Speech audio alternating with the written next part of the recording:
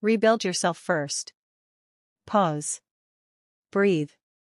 This month is not about fixing others. It's about rebuilding you. You didn't fail. You drifted.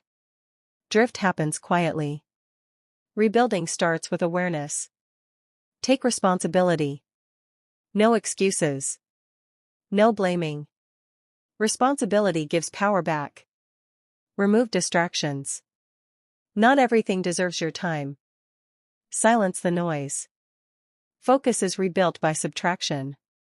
Discipline returns. Motivation fades. Discipline stays. Small actions, done daily, rebuild lives. Self-respect. Stop breaking promises to yourself. Each kept promise rebuilds trust. Mental cleanup. Old thoughts keep old lives alive. Change the inner dialogue. Daily structure. Wake up with intention. Move your body. Limit distractions. Repeat daily. Emotional control. You don't obey emotions. You observe them. Control returns when awareness grows. Patience with process. Rebuilding is quiet. Progress is slow. Stay committed.